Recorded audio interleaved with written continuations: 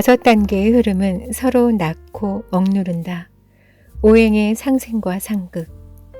명리학은 음양오행의 상생과 상극 관계를 해석하는 것에 불과하기 때문에 오행의 상승과 상극을 제대로 이해해야 한다. 상생은 목화 토금수의 오행이 서로 생해주며 돌아가는 것이고, 상극은 목토 수와 금의 오행이 서로 억누르며 돌아가는 것이다. 구체적으로 말하자면 서로 생해주는 오행의 상생은 목에서 화가 나오고 목생화, 화에서 토가 나오며 화생토, 토에서 금이 나오고 토생금, 금에서 수가 나오며 금생수, 수에서 다시 목이 나오면서 수생목, 계속 이어지는 것이다.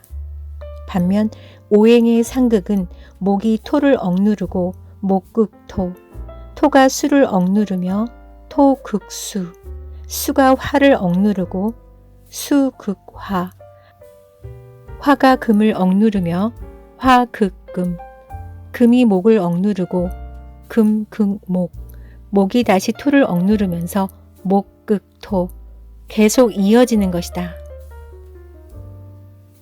따라서 오행의 상생과 상극을 간단히 정리하면 상생은 목화 토금수가 나오면서 서로 이어지는 것이고, 상극은 목토 수와 금이 억누르면서 서로 이어지는 것이다. 상생과 상극이 머리에 잘 그려지지 않으면 일단 다음처럼 쉽게 생각해도 된다.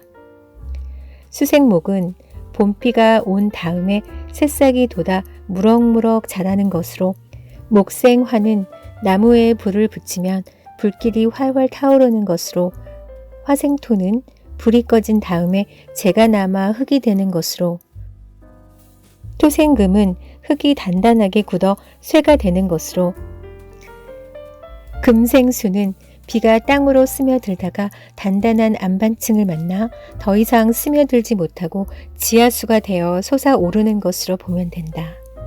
또한 상극에서 보면 수국화는 물을 뿌리면 불이 꺼지는 것으로, 화극금은 천암무적처럼 단단한 쇳덩이도 용광로에 넣으면 녹아버리는 것으로, 금극목은 나무를 도끼나 톱으로 찢고 자르는 것으로, 목국토는 나무가 땅에 뿌리를 내려 갈라지게 하는 것으로, 토국수는 제방을 쌓아 물을 막는 것으로 보면 된다. 각 오행은 자라나기 위해 그 맞은편에 대치하고 있는 오행을 억누르며 자라나 계속 이어지니 오행의 상승과 상극은 서로 함께 진행된다. 여기서 중요한 점은 사물의 생장과 소멸을 목화 토금수라는 5단계로 나눈 이유다. 사물의 생장과 소멸을 5단계로 나누면 상생과 상극이 무한히 순환한다. 그러니 오행의 상생과 상극으로 하나의 기호를 통해 바로 다른 기호의 흐름을 알 수 있어야 한다. 곧 봄이나 아침을 상징하는 목의 기호로 상생 관계에 있는 수와 화의 흐름은 물론 상극 관계에 있는 토와 금의 흐름을 알 수 있어야 한다. 목을 기준으로 보면 목을 낳아주는 수의 흐름은 쇠약해지고, 목이 낳아주는 화의 흐름은 강해지며, 목이 극하는 토의 흐름은 억눌리고, 목을 극하는 금의 흐름은 사라지는 것을 바로 파악할 수 있다. 다시 말해 사물의 생장 소멸을 5단계, 곧 오행으로 파악할 경우 상생 상극을 통해 일정하게 무한히 순환하는 오행의 생장 소멸을 간단하게 파악할 수 있다는 말이다. 사주를 능숙하게 보기 위해서는 하나의 오행이 어떤 오행을 낳고 어떤 오행을 억누르며 이어지는지 생각하지도 않고 바로 알 수 있어야 한다. 명리학을 배우다가 중도에 포기하는 것은 이러한 연습을 충분히 하지 않았기 때문이다.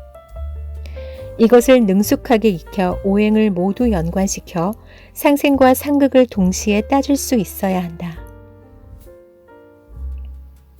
목을 중심으로 보면 목은 수가 낳아주고 화를 낳으며 금이 억누르고 토를 억누르는 것이다. 화를 중심으로 보면 화는 목이 낳아주고 토를 낳으며 수가 억누르고 금을 억누르는 것이다. 토를 중심으로 보면 토는 화가 낳아주고 금을 낳으며 목이 억누르고 수를 억누르는 것이다. 금을 중심으로 보면 금은 토가 낳아주고 수를 낳으며 화가 억누르고 목을 억누르는 것이다. 수를 중심으로 보면 수는 금이 낳아주고 목을 낳으며 토가 억누르고 화를 억누르는 것이다. 머릿속으로 몇 번 연습하는 정도로는 부족해 중도에 포기하기 쉬우니 능숙해질 때까지 익혀야 한다. 무엇보다 먼저 오행의 상생상극 관계를 철저히 알아야 명리학을 이해하는 첫 번째 단계로 들어갈 수 있다. 책 읽는 속도를 며칠 늦추더라도 이것을 충분히 연습하기 바란다. 목을 낳아주는 것은 무엇이고 목이 낳는 것은 무엇이며 목을 억누르는 것은 무엇이고 목이 억누르는 것은 무엇인지 또 이어서 화토 금수 하나하나에 모두 적용해서 저절로 답이 나올 때까지 연습하기 바란다. 이와 같은 오행의 음양의 관계까지 넣으면 그것이 바로 사주의 인자를 각기 직업, 배우자, 자식, 명예, 부모, 형제 등으로 환원해서 해석하는 육친론이다. 대학에서 학생들을 지도하는 분들마저 명리를 배우면서 결국 넘어서지 못하는 첫 번째 장벽이 육친론인데 어려워서가 아니라 단지 음양오행의 상생상극 관계를 철저히 연습하지 않았기 때문이다.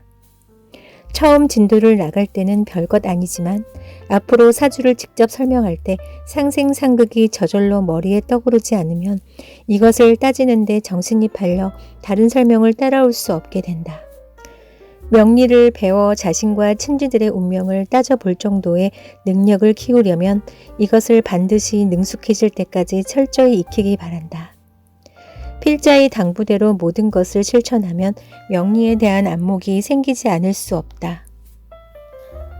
중요하기 때문에 거듭 강조하고 부탁하는 것이니 절대 무시하지 않기를 바란다.